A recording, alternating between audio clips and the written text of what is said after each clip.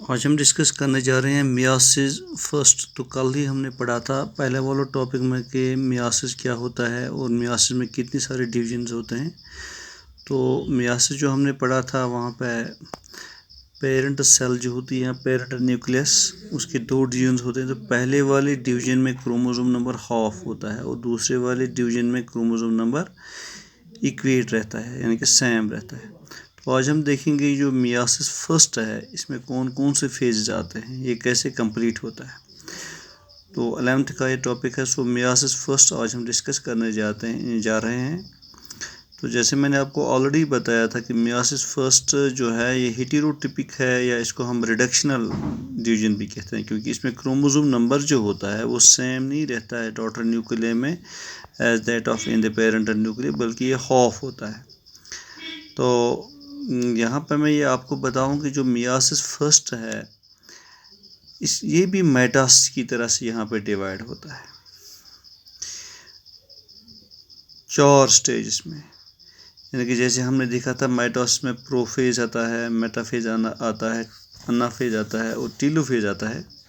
तो यहाँ पे मियासिस फर्स्ट में prophase first, metaphase first, anaphase first और टीलोफेज फर्स्ट, ऐसे हमने इसको डिनोट किया है।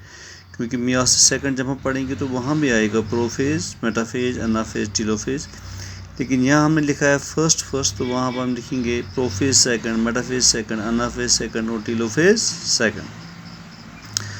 So, like mitosis, meiosis is also divided. Rather, we may say that meiosis is also completed in 4 stages, that is prophase first, metaphase first, anaphase first, and telophase first. So, let us see what happened in prophase first. So, prophase first, as we have already seen in mitosis, that chromosomes start to assemble. ये मतलब compact होते हैं एक दूसरे के साथ, और जो सेंट्रियोल्स होते हैं वो अपोजिट पोल्स में चले जाते हैं। तो यहाँ पर भी ऐसा ही होता है, लेकिन जो प्रोफेज फर्स्ट होता है ये थोड़ा बहुत लॉन्गर फेज है as compare to prophase of mitosis. यानी कि माइटोसिस का जो प्रोफेज है वो इतना लंबा नहीं है, ये थोड़ा मियासिस का जो होता है ये थोड़ा लंबा खींचता है, ये लंबा वाला होता है प्रोफेज, ये ज़्यादा टाइम लेता है। तो प्रोफेज जो है, प्रोफेज फर्स्ट मियासिस का, ये फिर सब डिवाइडेड होता है। यानी कि इसके भी स्टेजेस हैं, इसके अलग अलग स्टेजेस हैं, फेजेस हैं, उनमें से ये कंप्लीट होता है। कौन कौन से स्टेजेस हैं प्रोफेज फर्स्ट के? तो वहाँ पे मेटासिस में हमने सीधा पढ़ा था प्रोफेज, अनाफेज, मेटाफेज और टीलोफेज, लेकिन यहाँ पे प्रोफेज फर्स्ट जो है इसके अलग अलग स्टेजेस हैं, इन स्टेजेस में ये कंप्लीट होता है। जैसे कि कौन कौन? लिपोटीन है, जाइगोटीन है, पिकेटीन है, डिप्लोटीन है और डायाकाइनेसिस है। तो 5 स्टेजेस हैं प्रोफेज फर्स्ट के: leptotene, zygotene, pachytene, diplotene and diakinesis. तो let's first see what leptotene is. तो लिपोटीन क्या है? Leptotene is the first stage of prophase first of meiosis first. यानी कि हम मियासिस फर्स्ट पढ़ रहे हैं, जो कि हेटेरोटिपिक डिवीजन है, जो कि रिडक्शनल डिवीजन है, जिसमें क्रोमोसोम नंबर हाफ होता है डॉटर न्यूक्लियर में। किसके मुकाबले में? उनके पेरेंट सेल या पेरेंट न्यूक्लियस के मुकाबले में। तो लिपोटीन हम पढ़ रहे हैं।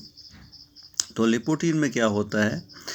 जो क्रोमोसोम्स होते हैं वो स्लोली विजिबल होते हैं अंडर लाइट माइक्रोस्कोप, यानी कि कंपाउंड माइक्रोस्कोप की ज़रूरत नहीं है। अगर हम लाइट माइक्रोस्कोप के अंडर भी लिपोटीन स्टेज में, मियासिस फर्स्ट के, प्रोफेज फर्स्ट के लिपोटीन स्टेज में क्रोमोसोम्स को ऑब्जर्व करना चाहेंगे तो ये धीरे धीरे हमें विजिबल वहाँ पे होंगे लाइट माइक्रोस्कोप में, पूरी तरह से नहीं लेकिन धीरे धीरे। और यहाँ पे क्रोमोसोम्स जो होते हैं ये कंपैक्ट होते हैं, एक दूसरे के साथ नज़दीक आते हैं। ये इस पूरे लिपोटीन स्टेज में होता है। तो इस लिपोटीन स्टेज के बाद दूसरा एक स्टेज आता है, उसका नाम है जाइगोटीन। तो जाइगोटीन में क्या होता है? जाइगोटीन में जो क्रोमोसोम्स होते हैं, जो यहाँ पे थोड़े थोड़े विजिबल हुए थे under light microscope in leptotene stage, लेकिन जाइगोटीन स्टेज में ये पियरिंग करते हैं, यानी कि दो दो बनाते हैं, दो दो क्रोमोसोम्स एक साथ मिलते हैं, ये एसोसिएशन में रहते हैं, एक साथ पेयर बनाते हैं। तो उस पेयरिंग को हम साइनेप्सिस कहते हैं, यानी कि ये सिनेप्टिकल एक कम्प्लेक्स बनाते हैं। सिनेप्टिकल कम्प्लेक्स अभी हो गया जब दो दो होमोलॉगस क्रोमोसोम्स नज़दीक आते हैं सिनेप्सिस के ज़रिए, तो एक स्ट्रक्चर बनाते हैं, उस स्ट्रक्चर को हम सिनेप्टोनिमल कम्प्लेक्स कहते हैं। तो जो ये सिनेप्टिमल कम्प्लेक्स बन गया, ये एक पेयर होता है जो सिनेप्स की वजह से बनता है, और इसमें जो होमोलॉगस क्रोमोसोम्स होते हैं ये अब कहलाते हैं बाइवेलेंट्स और टेट्राड्स। इनको हम बाइवेलेंट्स कहते हैं या टेट्राड्स कहते हैं इस स्ट्रक्चर को। तो उस जाइगोटीन के बाद आता है पिकेटीन। तो पिकेटीन तीसरा वाला स्टेज है प्रोफेज फर्स्ट में।